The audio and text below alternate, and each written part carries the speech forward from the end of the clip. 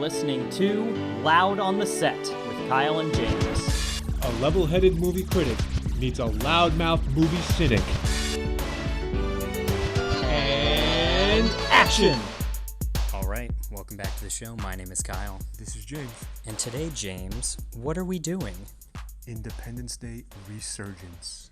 Excellent. So, this is monumental because we're celebrating the 1-year anniversary of the podcast. Yes, and Kyle, in a way, we've come full circle. This is episode 53, or episode 1 of year 2. And if all of our fans and listeners remember, it all started with a reboot of a classic that was 20 years ago. And here we are again, 1 year later. We're checking out another movie that is about 20 years old, rebooting, relaunched, with a lot of excitement surrounding it. Independence Day Resurgence. Kyle, what do you think? I'm nervous. Do you remember our Jurassic World podcast? Oh, of course I do. It's one of my favorites. But here's the thing. There's other things going on here. You may notice that Kyle and I were kind of whispering right now. There's hushed tones here. Shh, yes. Because for the first time ever, we're doing a little field work, baby. We're biologists, and now we're in the field doing our podcast work. We're in the theater right now. We're about 30 minutes away from the start time. We got some people around us looking at us like we're fucking weirdos, right?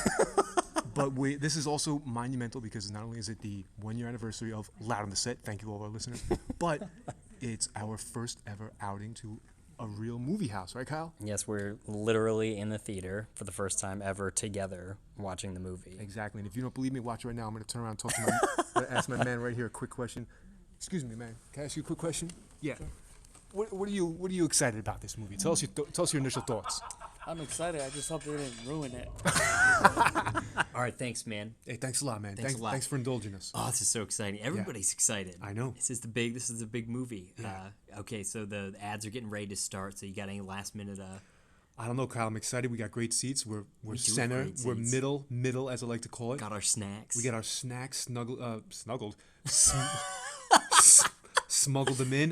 The planets have aligned. This is how this whole podcast got started, with a 20-year essential reboot, re-release That's how it's happening. of a classic from the mid to late 90s. I'm stoked. And full And circle, surprising baby. amounts of legroom. This is an okay theater. Yeah, we're doing good. This is pretty good. It's a good All right, modern well, the facility. next time you hear our voices, we're going to be in the studio reviewing this movie. Are you ready, James? I'm ready, Kyle. Here we go.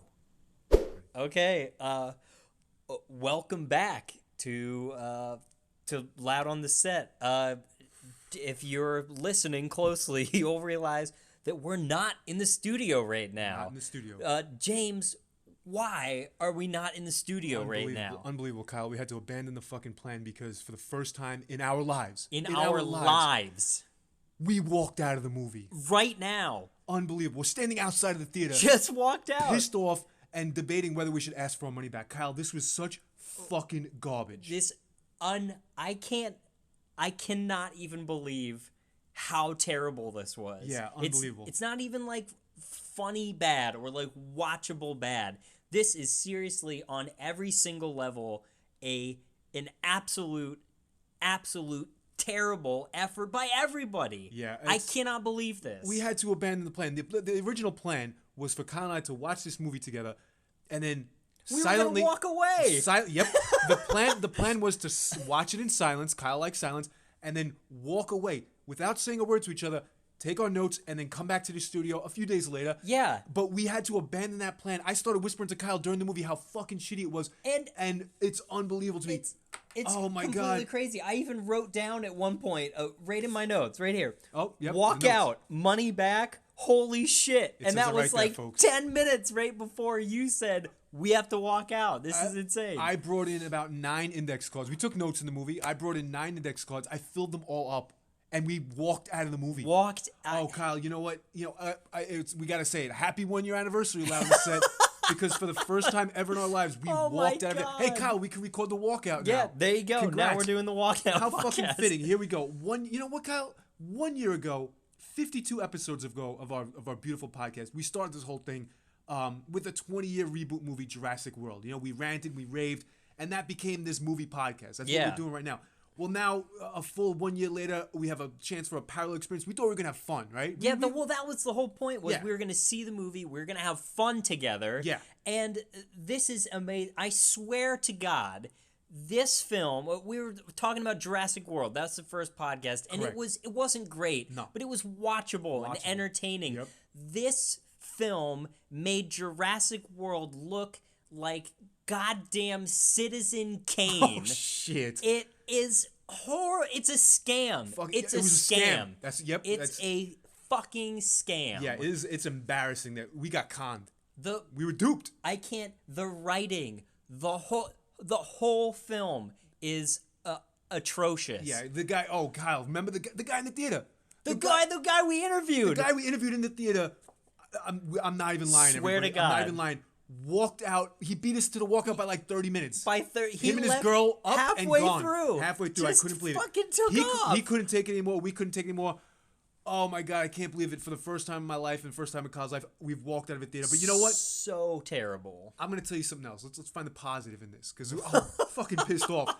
I couldn't have walked out with a better guy. Oh, You know, man. I couldn't have asked for a better person and a better I agree. situation. The Thanks a circumstances lot, man. was beautiful. No, for sure. And this is it. We entirely expected to have a good time here, but there are absolutely no redeeming qualities to the film. We None. can't recommend None. in any way, even a fucking bootleg of it. It's nothing. No. It was so terrible. It's Kyle. Oh my God! In my 9 fucking index cards, I have written on there probably a bunch of times. Worse than a Sci-Fi Channel movie, like worse than straight to video trash. Worst. Absolutely You have it written right worst. there, 0 out of 10. I see it right there. 0 out of 10. Embarrassing. Holy Worst shit. writing. It was so juvenile. Everything. Oh my God. The writing is made up. It seems like they're just making it up as they go. Yeah, it's I Kyle. can't- It's unbelievable. It's this an absolute insult to everybody's intelligence, and I swear it is the worst movie in recent memory I've seen. And Worst you've seen a lot mo- of movies. I've You've seen seen a a lot of ton of movies. Worst movie in recent memory. I can't think of all. I know there's other terrible movies, but this is a huge, big budget spectacle. Oh, it's And true. it was supposed to be like the defining like summer blockbuster, blow them up, whatever. It's not They going to couldn't be even great. do that right. They didn't. couldn't even do that right. It The was fucking terrible. Special effects sucked. And spoiler alert for the great theater that we were in, the fucking projector was out of focus like the whole time. There was like a dot in the middle that was in focus, and the whole Yeah, no Oh my God. no amount of focus would have No. redeemed this movie. You know what? unbelievable. No amount of focus. This is I don't know what to do. Well, We're gonna. Here we go, Kyle. What a way to kick off year 2 of Loud on the Oh Set. my God! It's Year 2, episode 1, It's a- or episode 53, whatever you want to call this. We had plans to start in the studio. Here we are in the friggin' lobby. Unbelievable. I want my money back. Oh my God! I want my money back. $13. $13. I can handle the snacks. Like usually, Kyle. It here's was here- $13. That's fucking $13. $13. But here's how you know. Here's how you know that.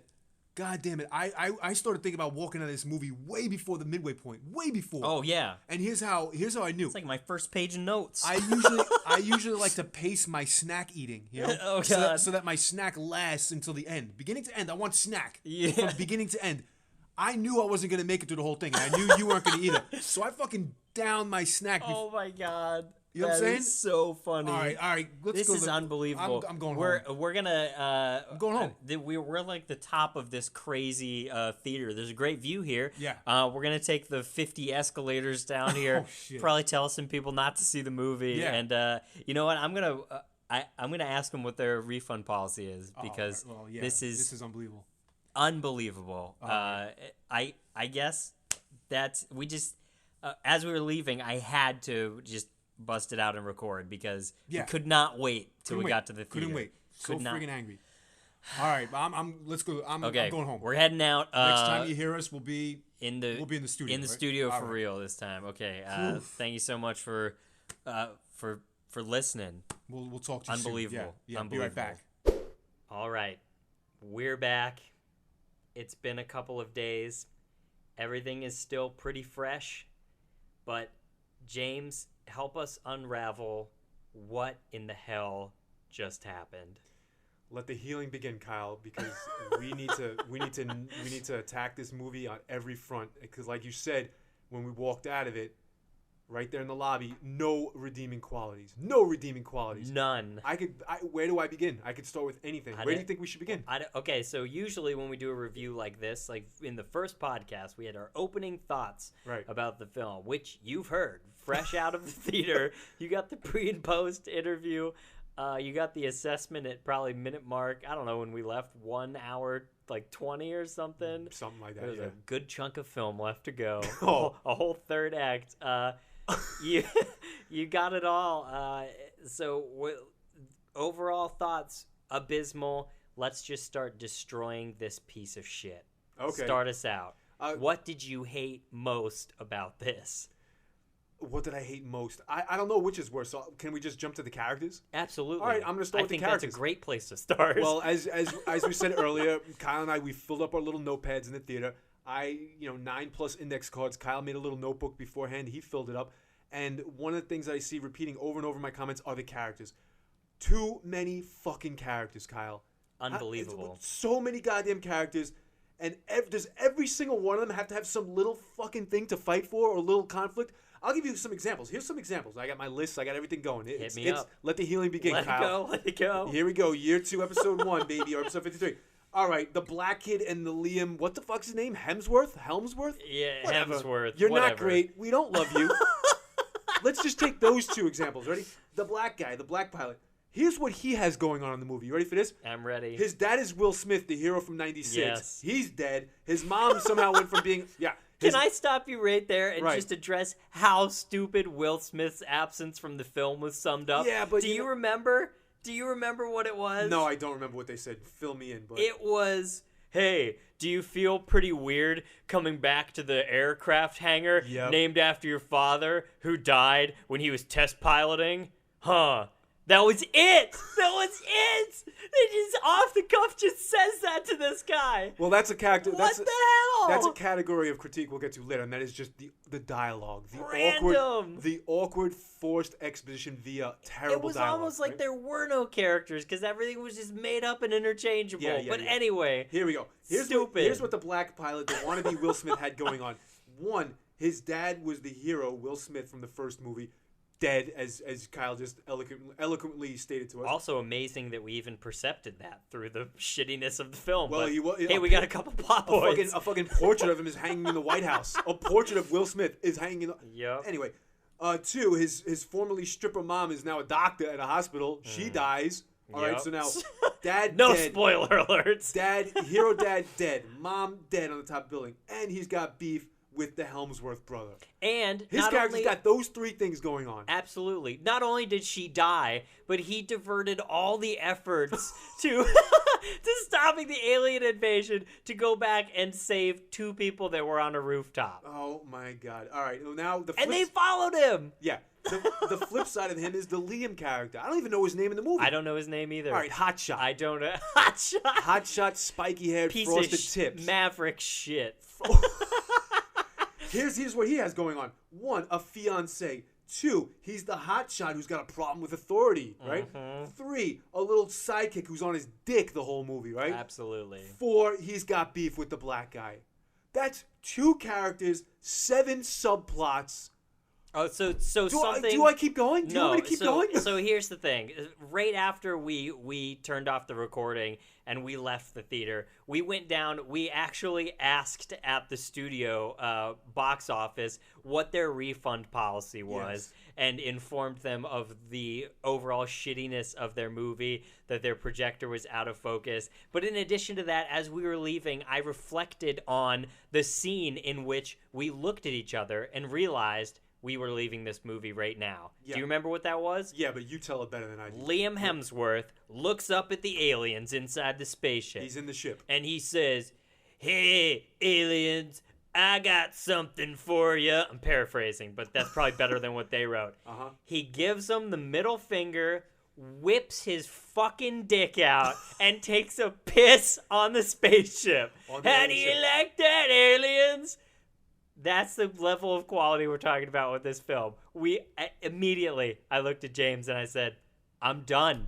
I'm done. We can't go any further. So that sums up his character about it in a nutshell Oh right my there. God, yeah. Would you call him a maverick? Maverick shit. All right, I got another one for you based on the character. Hit You it. mentioned the mom and how the wannabe Will Smith diverted all the rescue rescue to 2.5 people on a rooftop. Right. It's the mother and a new mother and the baby, right, on the Right. rooftop on the helipad. Absolutely. And buildings are crumbling all around the Oh, crumbling. The mom said this. I wrote this down in my notes. The mom said this. Open quote. "We are not gonna die." And then what did she promptly do, Kyle? She died. She died. Yeah. She died. Now, that was fucking really weak and stupid and all that stuff, bad dialogue. But then I thought to myself, I wrote after that in my notepad, will the movie finally get serious after this? No. Will this be the turning point? Nope. Will there be emotional weight after this? No. Nope, because minutes later we're treated to an ass crack through some, like, transparent sheen underwear from the nutty professor. Whatever the Right. fuck you want to call the guy that was in a coma for Right. 7,300 days. In the first, yeah, absolutely. We're not gonna die. Goodbye, dead. Mhm. All right. Where Smash were we? cut to ass. Yeah. Oh, and that allows us to segue into the editing. If we want to segue real quick. Yeah, because basically, seriously, all the other characters, everything is so random. Main Yeah, characters. we might as well be random like the I movie. expect that they're main. Get introduced at like minute. Like 65 in the film. This whole like car of kids shows up. Yeah, who the fuck were they? I have to say, I'm just looking back on all my notes, and I was just thinking about this forever. There are so many editing, dialogue, everything. Everything is so random. Yeah. It is as if you are watching a trailer for multiple movies together, fast forwarded over like the period of an hour. That's what this is like. It's so disjointed. Yes. None of the scenes together make sense. None of the characters say anything that ever makes sense. And the response to whatever they say is totally random and doesn't even have any weight. The first scene of the movie, something weird is happening on screen. There's like some weird special effects. And then Bill Pullman, president from the first one, just wakes up and screams at the camera, and they just cut away. That's the first scene you get of the film. No exposition, no nothing, random bullshit. There's a line that somebody says in the film that I'm guessing they never, because again, we did not stay for the whole film. I read a Wikipedia entry of the end just so I would have a clarifying statement, to Right, finish right. this off on. There's a line somebody says in the film that they've been hard at their alien war for about 10 years. 10 years? I thought they killed the aliens when they showed up the first time. They left, and that was the end of the aliens. Am I wrong? There was also a mention of a ground war for 5 years in the African country. By the way, from the racist warlord. Hey, But- the world's at peace, but we still have... But that was in the film we just watched. Did they say that in the first one? No, I don't know. I don't know. It doesn't matter. It doesn't matter. Fuck Because it. apparently there are just random wars that have been waged against aliens in certain places, and Wow. no context for anything. It Kyle, doesn't. It's insane. I have another great example of the nexus of horrible editing and awful dialogue. In the scene where Lone Star, I don't want to call him the president because I love calling him Lone Star. Bill Pullman, President Lone Star, he's in the hangar. He just gimped his way up to the hangar to talk to a couple pilots. There's a smattering of about 10 to 12 pilots in this hangar, right? Yes. Some of them are working at consoles. Some of them are just fucking shining their shoes or playing Yep. with their cocks. I don't know what they're doing. And Lone Star makes that speech, or what would What would have been the speech? You're waiting for it the whole time. The one that that he did in '96, and he just sort of like is randomly talking out loud in this hangar, and then he limps away while people are kind of looking over their shoulders at him. It's totally uninspirational. And then somebody asks something to him, and he goes, "You're gonna need me." And it's just, you could tell he didn't say that. It was just dubbed in, and it's just Right. a shot of him limping away from behind, and all of a sudden you hear in the echoes, "You're gonna need me," and then the scene just cuts away. That's it. Was that the battle cry? Was that the rallying call? What was that? And Nothing. then, to confuse it further, then they try and pass the buck to another person who's supposed to Yep. become, like, the leader, and he gives another half-ass speech that adds up to a whole asshole, and it gets nowhere, and that has no weight to it or anything, and I just need to read something for a moment. go ahead. I'm going to, this is... You going straight to your field notes? This is movie minute of pure field notes verbatim Yeah. from what I have written down. Here's a couple samples. No Jokes Land. Unbelievable. They tried to tell jokes. The most juvenile bullshit. It was like as if a 5-year-old and a 6-year-old boy were bickering with each other. Yeah, but you're stupid. No, you're stupid. It was like that, for real. As cliched as it gets, everything is a cliche. And what was supposed to break a cliche, like, ew, a woman president, was so ham-fisted in and awkward that they counteracted every cliche with the opposite of the cliche just to say, see, we have diversity. Here's another one. What is the fucking point? Money, ? They got us. We voted with our dollars for the comedy of this review because they got us. They did. I hope they all die and the aliens win. Yeah. You start rooting for the aliens after a while. It was really terrible. You're like, God, I don't want to deal with these characters anymore. Yeah. Absolutely. Racist? ? Seems like it. Absolutely. Oh, President Whitmore strolls on stage! ! Do you remember when crazy President Lone Star just walks up on stage to the president and all the Secret Service are there? This is the most important thing in the entire world. He's crazy. He's been crazy and everyone knows it. He strolls up on stage. One Secret Service guy looks at another one and almost makes a move and he holds him back and is like, nah, it's cool. He's fine. Give him the mic. He walks up on stage, gets to the microphone and goes, I have to warn them, and then goes, and falls down. And everybody goes, oh, unbelievable. Absolutely. Okay, that's a sampling of field notes. Can I sample my field? Absolutely. That's brilliant. Sample, I like that. sample your notes. I'm going to piggy by sampling. 0 out of 10. Embarrassing. Okay, here's some of my earliest notes. I'm going to go chronologically. So I think you did that a little bit too. Oh, for sure. Right away, I wrote down, because like you said, the movie opens with Bill Pullman, President Lone Star, freaking out, waking up. And truly, this is effective because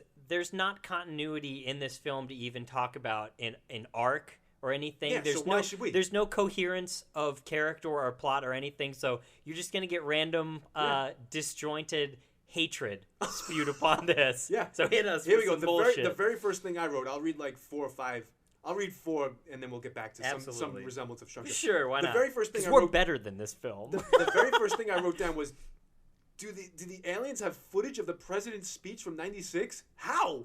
You're like, because that's the first scene you're treated to is what looks like alien technology doing a replay of President Lone Star's speech from '96. We're gonna survive, cause today. And I wrote down like, how?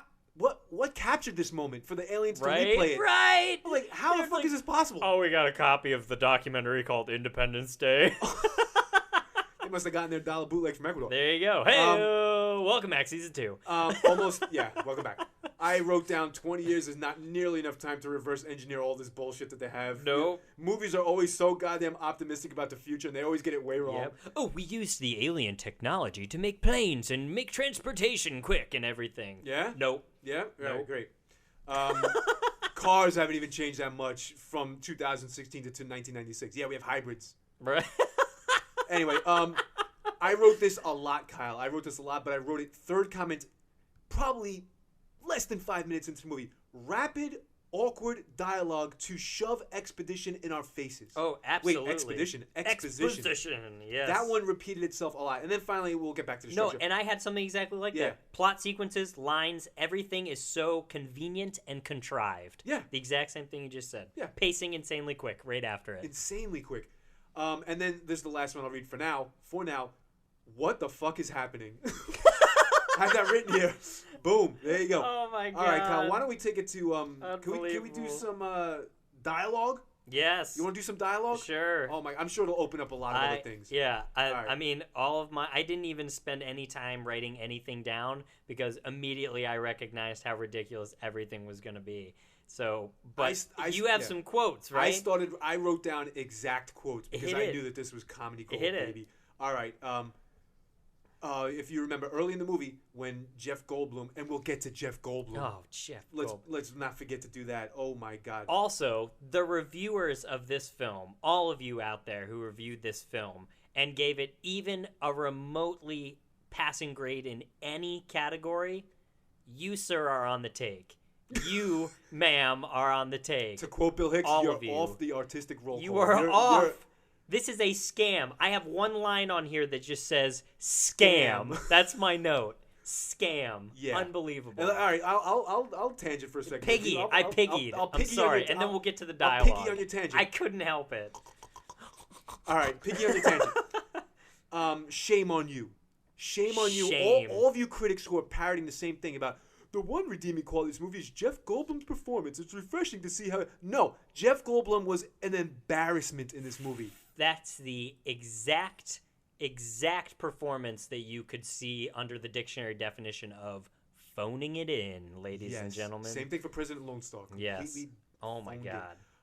So yeah, that's that. And Well, for how can you fault them? You know, they did have to make up dialogue on the spot for a Hollywood blockbuster. Oh, it there bears, was no script. Let's be honest. It bears repeating that. I think we said this maybe even right outside the movie when we walked out. I've forgotten. It's been a couple days, but I did write down at one point. This movie feels ad-libbed as I'm watching it.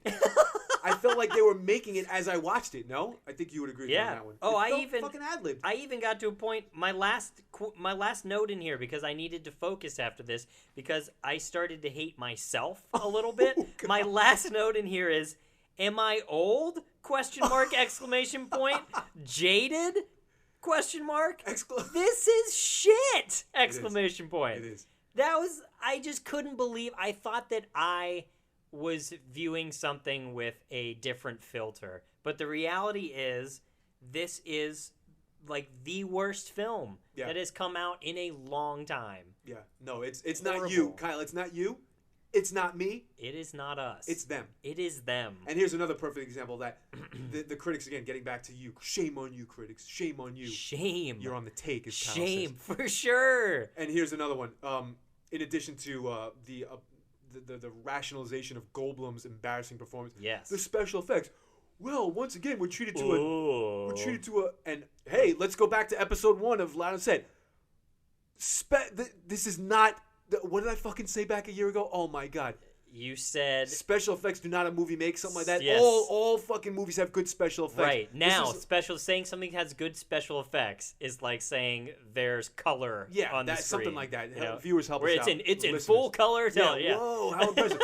But the thing is, the truth of the matter is the special effects are not even that good in this movie. They're not. Sometimes they look absolutely silly. They're like not. anytime there's a really crowded dogfight scene of the alien ships versus the world defense fucking whatever you want to call them, I couldn't understand what was going on. I was like, there's so much shit on the screen right now. That's a great example. I couldn't understand what was going on because I seriously, at every point during this, that's why I don't have any notes about like plot holes or anything. Is because why bother? It was incoherent. Yeah. One great example of that is I think the battle probably close to before we left was where they had like the first dogfight encounter with alien spaceship. It releases its tiny spaceships, it's the huge mothership, which apparently was as big as the Atlantic Ocean or whatever, and changed proportions every scene along with everything else in there. No scale, Kyle. No scale. No scale. Shame.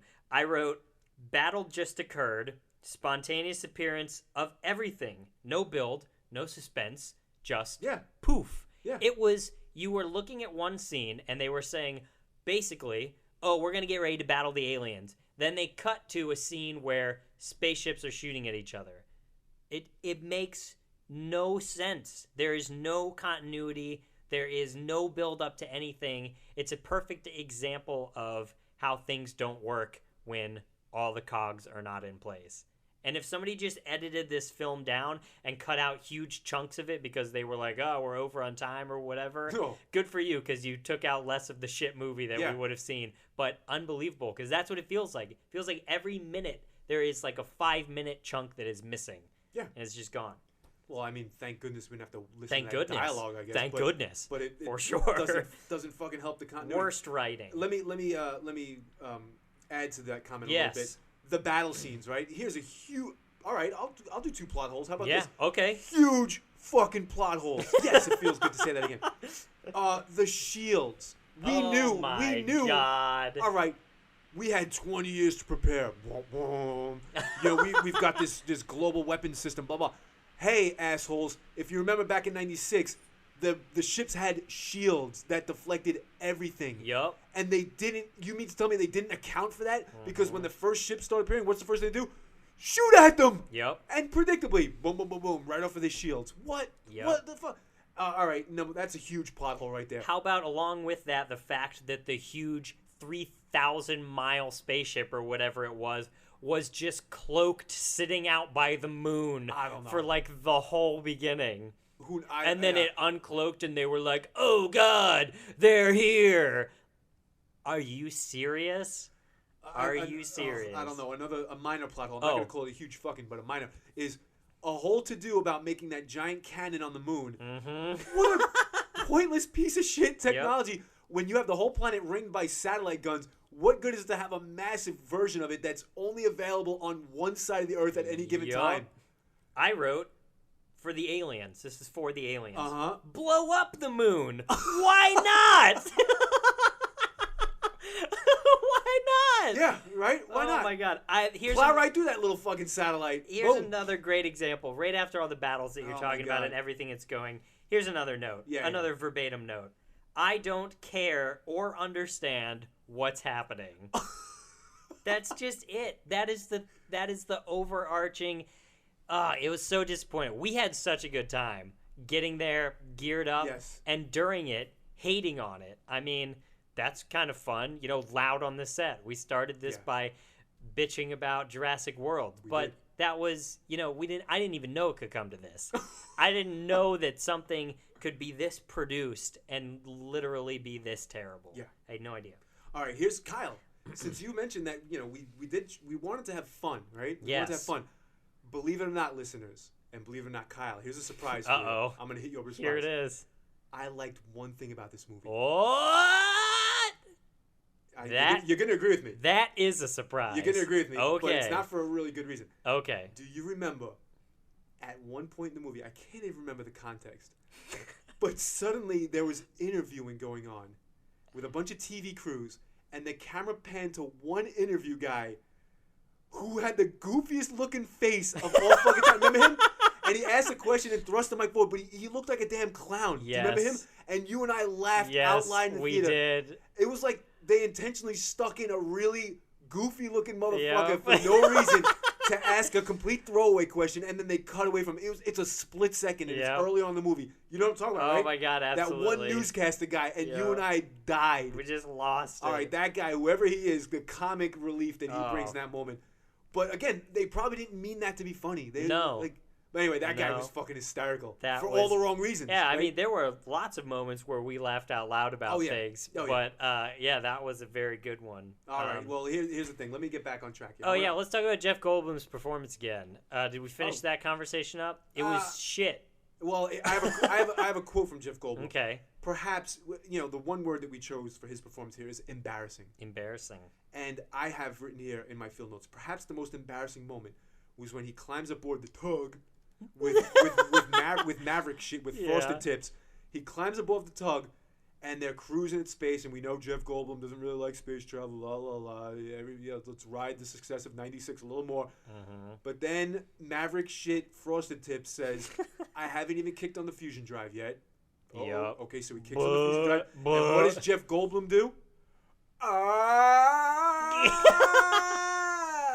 The most phoned in, mailed in, whatever you want to say, reaction to space travel and the discomforts associated with it I've ever seen. It was embarrassing. I felt bad for him. But then again, he has a big paycheck, so whatever. He certainly does. I wrote that down too. How is anyone in this film? Paychecks. Yes. Do you remember that when he screamed? Yeah, no, I was just going to say that was probably as accurate a Jeff Goldblum impression as you could do in that moment. And it was almost as if they were going to insert a special effect over it that was going to contort the screen or stretch them or something weird where they'd be like, "What?" and it'd be all crazy or something because he kept on the fusion drive, Like maybe they've gone to plaid or something, right? But I swear to God, it's a static shot of him just sitting there, and he sits back in the chair and just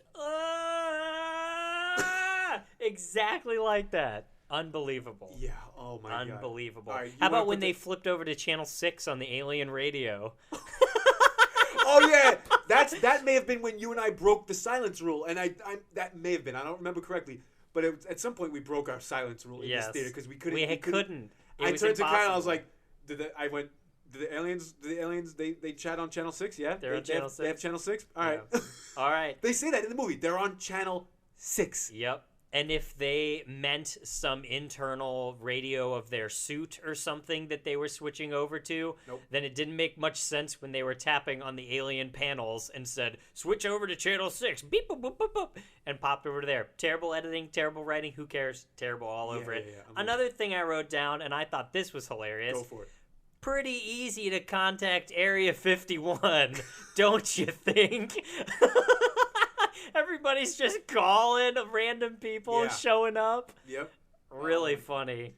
Yeah, I mean, Really how about the funny. loony president who's been laid up in some loony bin for for 20 years after being traumatized by the original events? He's in Area 51, and suddenly someone takes their eye off him for a second, and he's operating all the machinery Yep. and bringing an alien into an isolation cell, and he's got access, and next thing you know, he's in there. Oh my What? God. Like, I do how do you know how to operate any of this shit? I do remember a line of dialogue. Yeah. Do you remember when he gave that big talk about all the alien tech and about that weird orb or something? And he was getting all passionate about it. He was like, we're going to figure all this stuff out and we're going to be able to find a way to fight the aliens or whatever. Said something really dumb. Anyway, then his partner or whatever walked up to him and said, sure. Let's get you some pants first. Do you remember that? Yeah. And then he looked down because Yeah. he's in a hospital gown. Of course, he hasn't noticed for the hours he's been walking around. And he looks down and he goes, oh, why didn't you tell me that my butt was hanging out? That's a real line from this film. Yep.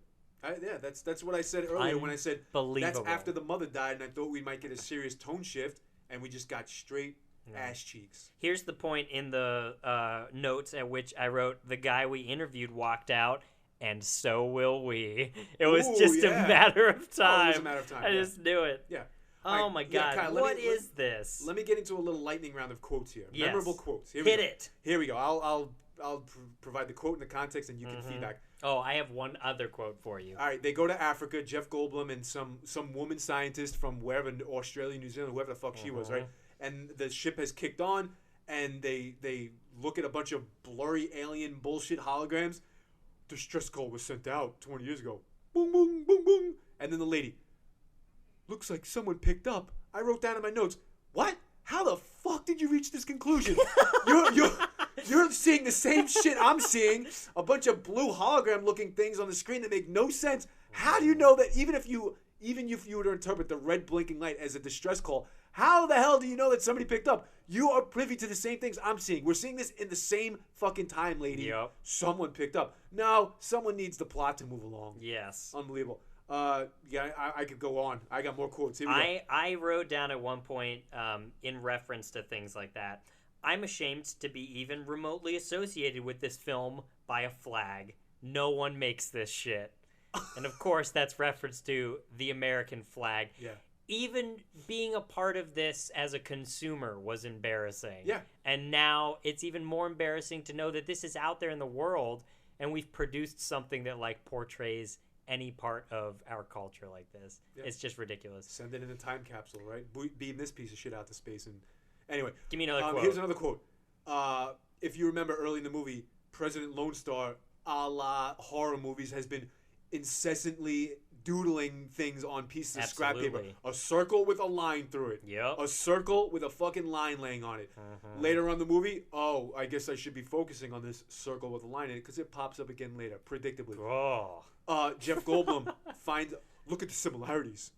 You think You you think. think that this is not a Kyle, I got so angry that symbol, the circle with a line through it, was like the key to the whole fucking movie because I wrote down in my notes, yep, the people that made this movie need something easy and dumb for our dumb audience to latch onto so that they could say, oh man, I remember with the president, that's that symbol he was sketching in his sleep, and now it's on the cave wall, and now it's on the benevolent ship that's visiting us through the wormhole. Of course we need some easy thread to connect all this, don't we? Unbelievable. Oh my god, look at the similarities. Juvenile. Yeah, really juvenile. Here we go. Similar thing. Jeff Goldblum later on, according to my technical analysis, he sees the benevolent ship come through the wormhole, and there's that whole debate of whether they should attack it or if it's friendly or if it's enemy, right? Remember that whole Yep. thing?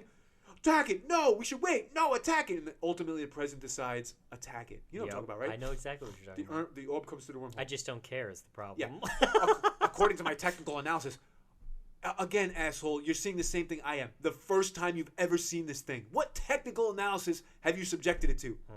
Unbelievable. Later on, fucking, what do you call it? The moon base is being plowed over by the big ship, right? Yep. Of course, the lasers didn't work. The lasers didn't work because they have a force field again. Yep. Here's the Chinese captain yells out, "Everybody evacuate!" I wrote, "To where?" The fucking moon. to the dark side of the moon. I think I wrote in that same situation. Here's my God. Jeff Goldblum. Everybody evacuate. Here's my Jeff Goldblum, super amazing scientist man. Jeff Goldblum said this line.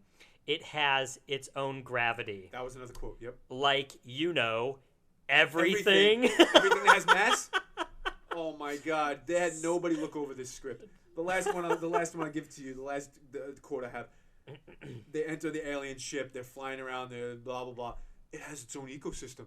Okay, like I've had enough. That's where I stopped writing down quotes. That was the last quote I wrote down because I knew that the walkout was imminent. It has its own ecosystem. I was like, you know what? Enough of the hand holding me through this movie. Enough of the forced. I'm ready to leave. Yeah. And shortly after, he pissed on the. he pissed on the deck of the. Yep. Whips his dick out. Pisses on the ship, flips on the bird. Oh my God! Kyle and James exit, and as we were walking out, James made a point of saying to all the people that we walked by, because we had to, I just couldn't take it anymore. I can't do this anymore. You know, you're awkwardly shuffling past the people, deciding whether you want to give them the ass or the groin, a la Fight Club. Thanks, Tyler Durden, right?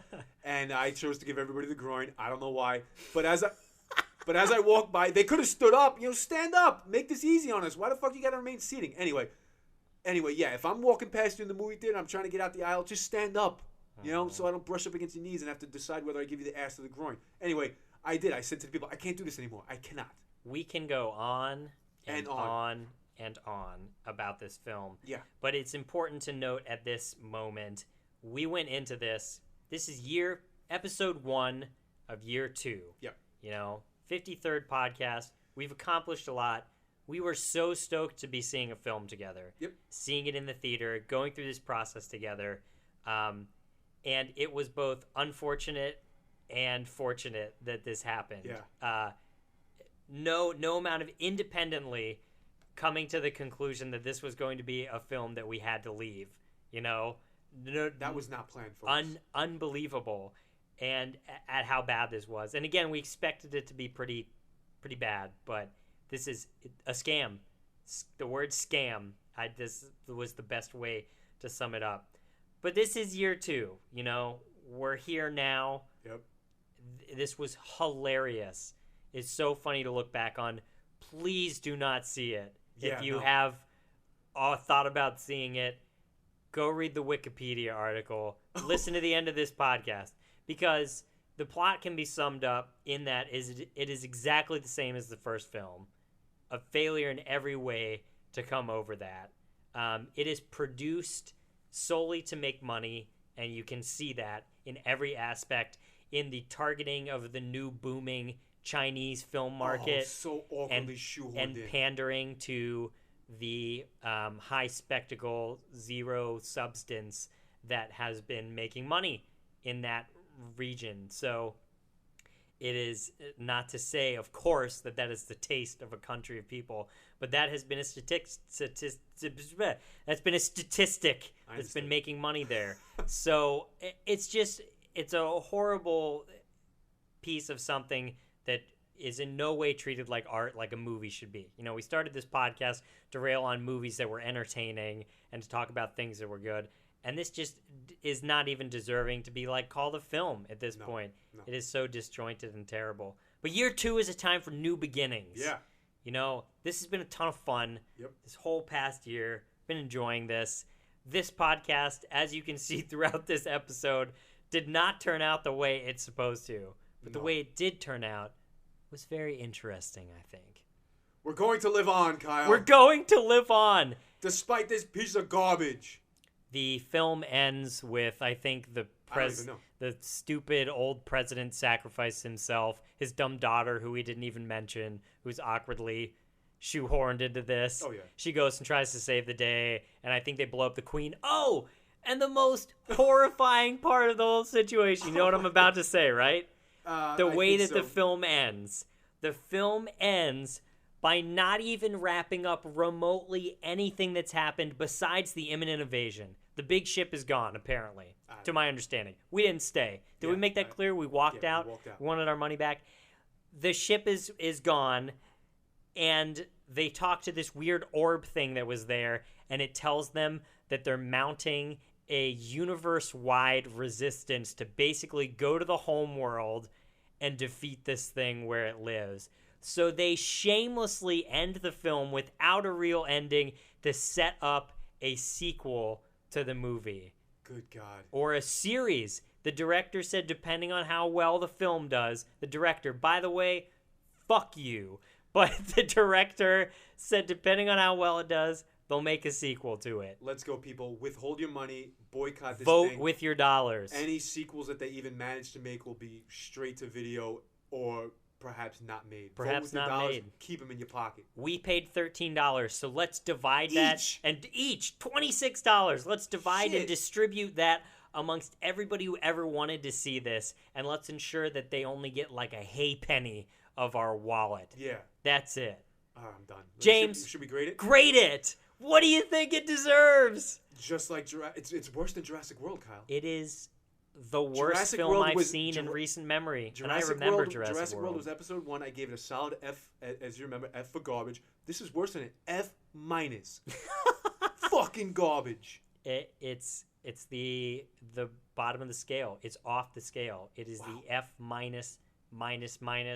No redeeming qualities. That's the first time you've ever gone below me in a grade. Do you That's realize it. I'm giving it whatever grade will be below yours eternally. that? Wow. in perpetuity. 0 out of 10. Embarrassing. Embarrassing.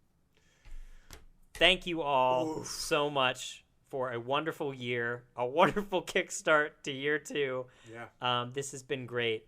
If you would like, go watch the original Independence Day, which has its moments, and at least an At least it's iota, paced an well. iota of care is put into Yeah. it. And don't watch this film ever. Send us some thoughts. If you already unfortunately saw this film, please tell us what you think. We need to know that you hated it as well. We need to know that the reviewers are on the take. Yeah. Did you walk out? Did you ask for your money back? Did you? Please tell us you did. loudontheset@gmail.com. You can find us wherever podcasts are available, on all your apps, all the websites, iTunes. You'll find us there. Also on YouTube and on the Kyle Foster Arts channel under Loud on the Set with Kyle and James. This has been wonderful. Send us some mail. loudontheset@gmail.com. Go see some good movies. Watch the first Independence Day and have a great time. See you later.